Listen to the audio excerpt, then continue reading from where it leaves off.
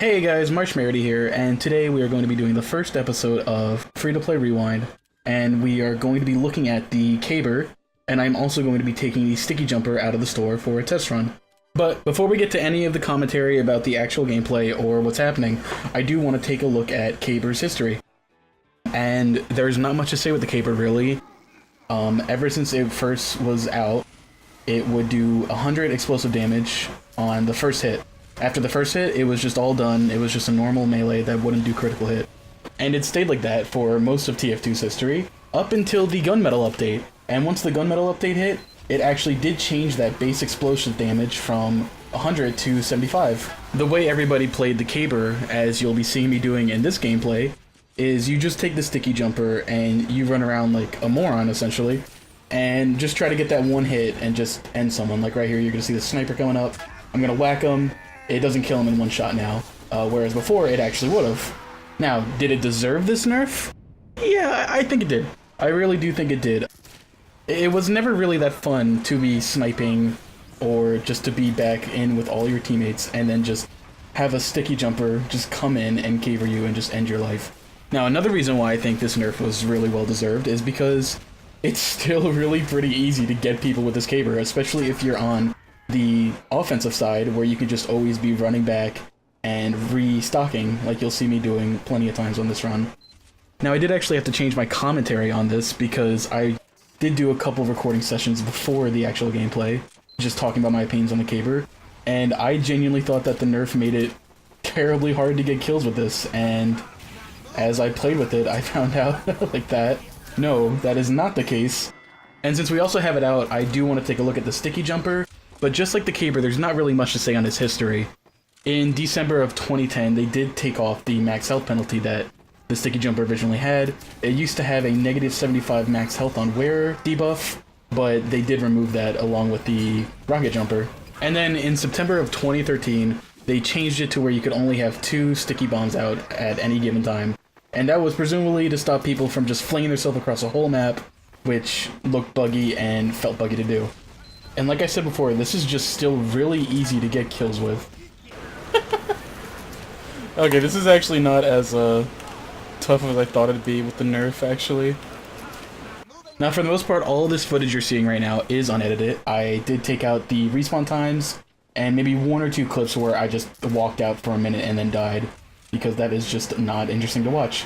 But there's even something more exciting right now, which a lot of us have not heard in forever, and that's TF2 is getting an update. It is getting the Jungle Inferno update. It has been, I don't even know how long since we've actually had a major update. So this is exciting news, and if you look over to my screen now, I do have the page up for it. It is a 4-day update, 4 days of getting news, and then presumably on the 5th, we are going to be getting the actual update. And now, all that is out right now as of recording for this is day 1 and day 2.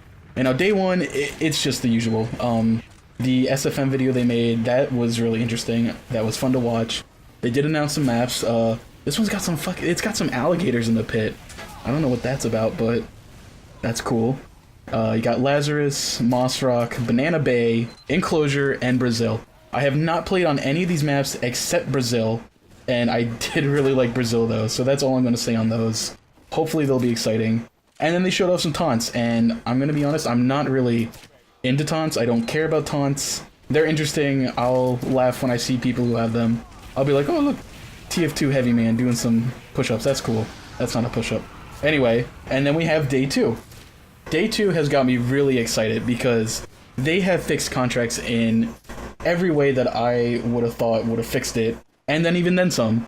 So to start off, no longer do we have to wait for contracts. We do not just get 2 a week and then just get them done and then just sit there and wait. That was boring. They were way too easy for only getting 2 a week. Everybody knows it. And then they even added friendly fire, where for the first time, attack your contracts with co-op. You can go on servers with friends and just essentially do those contracts together. And that is so cool. I never even thought of that in my head, but now that they have it here, I love it. I love that idea. It sounds great.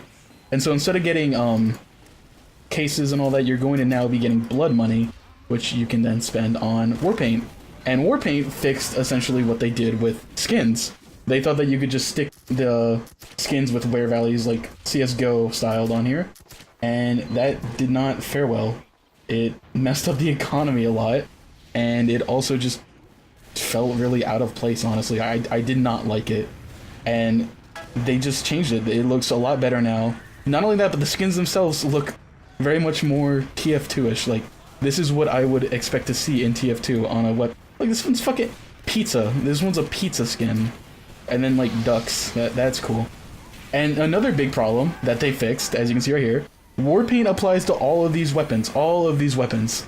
Another big problem with the skins was that they only went on, like, 5 or 6 weapons, and, like, only 4 of them people really use, like the scattergun, the rocket launcher, the sniper rifle.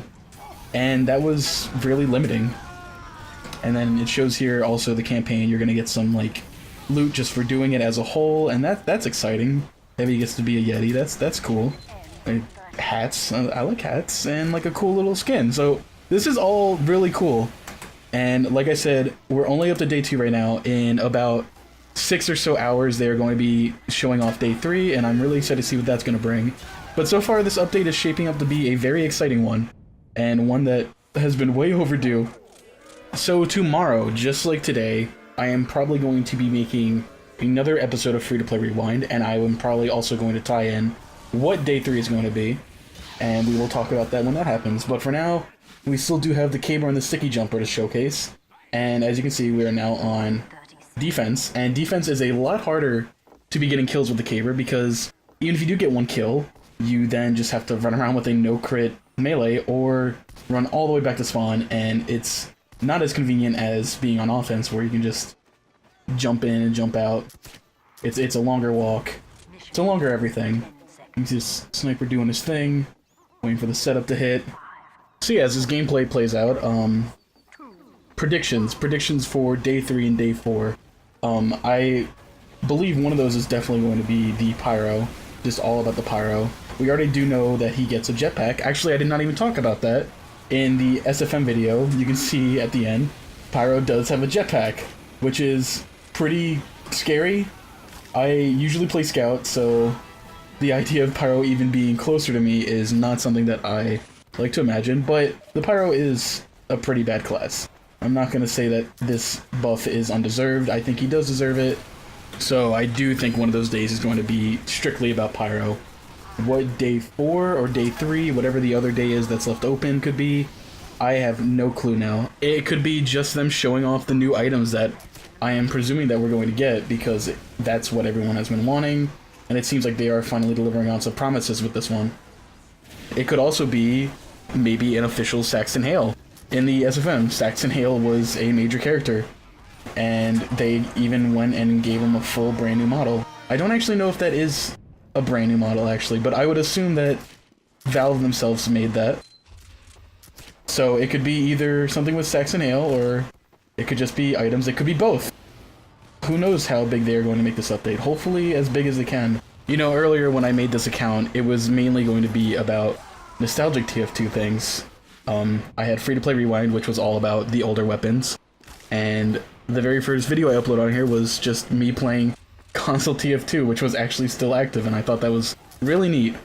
This is the most excited I've been for TF2 in a couple years now. The Love and War update did not interest me that much. The last update that I think caught my attention was probably the Love and War update. It was the last one to really have new items, and that is almost, I think, 3 years old now. So it's been quite a while. It's been quite a while since TF2 has given me something excited about, especially for 4 days. You know, my birthday is actually tomorrow, day 3, and so pretty nice present. I'm very happy about it. Back to the gameplay though, I do feel pretty bad about playing this class still. While it is nerfed, it's not as bad as it used to be. It still is pretty cheap to just jump up and kill somebody with this. But that's just TF2, that's how it is. And if you look right here, I am going to be running up to this Pyro, giving him a whack, and he turned into a spy? And then another spy? And then I don't know what happened there in that hole.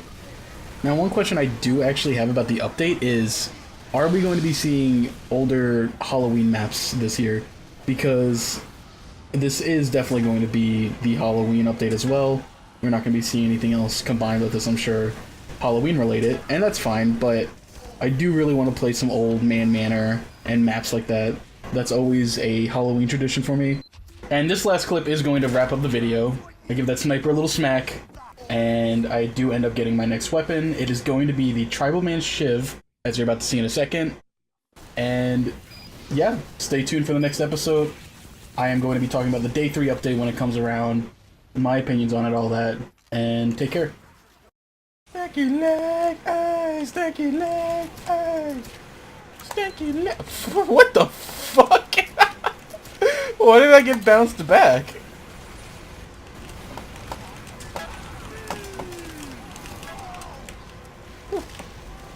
I lived.